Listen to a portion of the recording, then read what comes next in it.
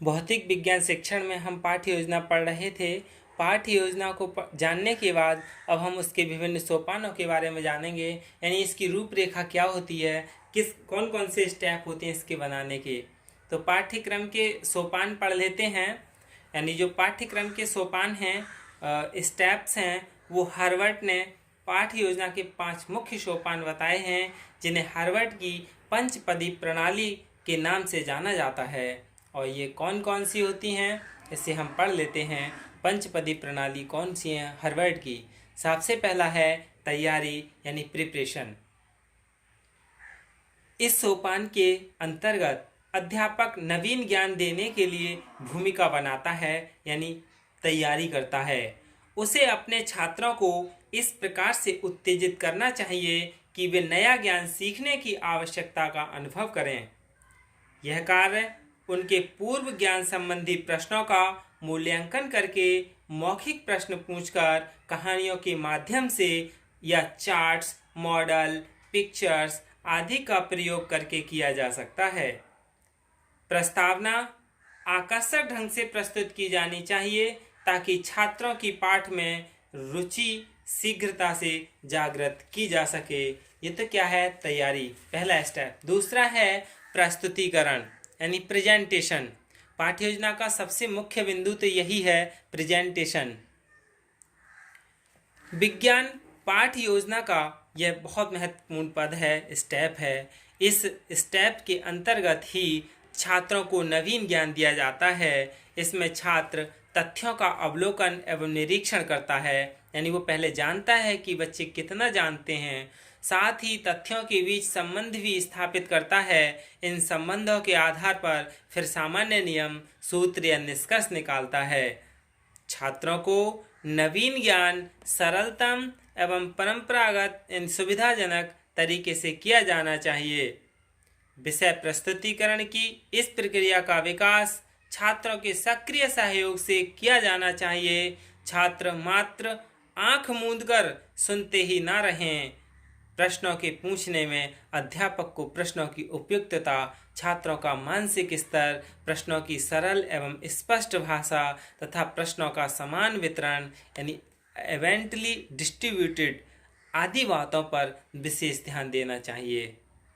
यानी शिक्षक जब प्रेजेंटेशन प्रस्तावना तैयार करता है तो उसके लिए काफ़ी सारी बातें सोचनी पड़ती हैं कि मैं किस क्लास के लिए पढ़ाने जा रहा हूँ और उस क्लास का मतलब पूर्व ज्ञान क्या होगा। उसी आधार पर प्रस्तावना तैयार की जाती है। समय समय पर सहायक सामग्री का प्रयोग करते जाना चाहिए और श्यामपट्ट सारांश भी साथ साथ लिखते जाना चाहिए। यही क्या है? प्रस्तुतिकरण है। अगला स्टेप्स है इसका तुलना यानी कंपेरिज्म। छात्र जो भी ज्ञान प्राप्त करते हैं उस ज्ञान की सत्यता की परख वे प्राप्त ज्ञान को समान परिस्थितियों में रखकर करते हैं। परिणाम स्वरूप यानी इसके बाद नवीन ज्ञान उनके चरित्र का स्थायी अंग बन जाता है। जो नया ज्ञान होता है वो उनके स्थायी चरित्र बन जाता है। अगला है सामान्यीकरण यानी जनरलाइजेशन। सामान्यीकरण के इस क्रम का अनुकरण उन पाठों में किया जाता है जिनमें आगमन एवं निगमन विधियों का प्रयोग किया जाता है। और आगमन निगमन विधियां एक प्रशिक्षित अध्यापक ही कर सकता है जिसके लिए इन विधियों का ज्ञान हो। जैसे किसी सूत्र की स्थापना करना, लेकिन प्रत्येक पाठ में एक ही प्रकार की योजना के अनुसार चलना असंभव है, क्योंकि प्रत्येक पाठ में अलग अलग विधियों का प्रयोग करना पड़ता है। सामान्यीकरण की इस प्रक्रिया में छात्रों का सक्रिय सहयोग प्राप्त करते हुए किसी सूत्र, नियम या सिद्धांत की स्थापना की जानी चाहिए। अगला है अनुप्रयोग यानी एप्लीकेशन। पढ़ाए गए पाठ को ज्ञान का स्थायी अंग बनाने के लिए सीखने का हस्तांतरण यानी ट्रांसफर ऑफ ट्रेनिंग की दृष्टि से प्रस्तुतिकरण के पश्चात अनुप्रयोग के लिए अभ्यासार्थ कक्षा कार्य देना चाहिए। अध्यापक को निरीक्षण कार्य फुर्ती से करना चाहिए। विद्यार्थियों के सही कार्यों की प्रशंसा भी करनी चाहिए, क्योंकि जब सही कार्य की हम प्रशंसा करेंगे तो उसके लिए पुनर्बलन मिलेगा और वो अपने आप को सकारात्मक सोचते हुए, उत्साहित होते हुए और ज़्यादा से ज़्यादा पढ़ेगा। ऐसा करने से उन्हें प्रोत्साहन मिलता है और स्पर्धा की भावना पैदा होगी। अध्यापक को विद्यार्थियों की गलतियां भी ध्यान से देखनी चाहिए और यथासंभव, जहाँ तक संभव हो, छोटी छोटी गलतियों को विद्यार्थियों के पास जाकर तथा बड़ी गलतियों को श्यामपट्ट पर हल कर देना चाहिए।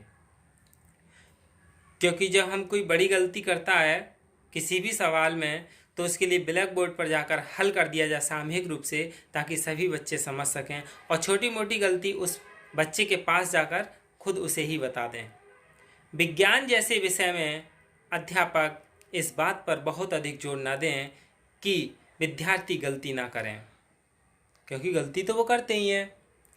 विज्ञान में गलती की अपेक्षा बचाव अधिक अच्छा नहीं है, यानी prevention is not better than cure in science. जीवन की वास्तविक समस्याओं के हल में भी प्राप्त वैज्ञानिक ज्ञान का प्रयोग करने के लिए छात्रों को प्रेरित करना चाहिए। अगला है पुनरावृत्ति, यानी रिकैपिचुलाइजेशन। पाठ योजना का यह एक अंतिम सोपान है, लेकिन इसका महत्व किसी भी प्रकार से अन्य सोपानों की अपेक्षा कम नहीं माना जाना चाहिए, लेकिन कम मानते हैं इसका, पुनरावृत्ति का।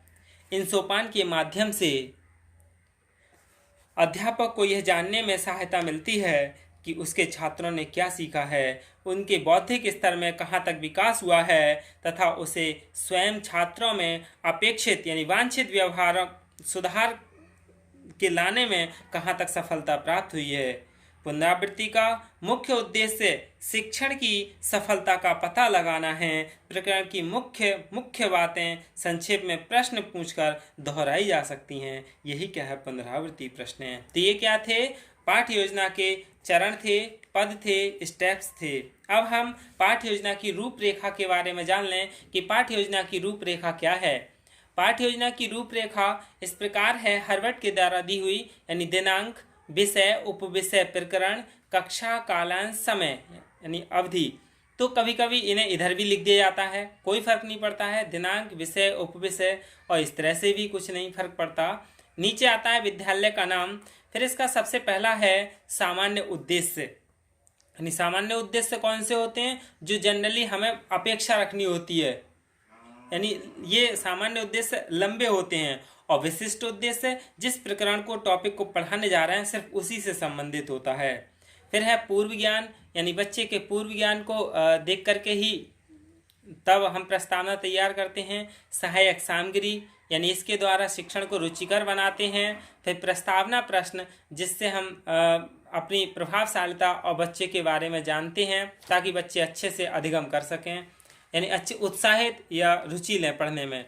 अगला है उद्देश्य कथन, फिर आदर्श प्रश्न प्रस्तुतिकरण, फिर कक्षा कार्य और साथ के साथ निरीक्षण कार्य भी करते हैं।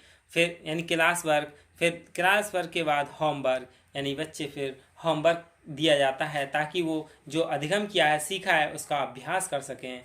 यही क्या है, पाठ्य योजना की रूपरेखा है, यानी प्रोफार्मा है, सिंटैक्स है, प्रारूप है। धन्यवाद।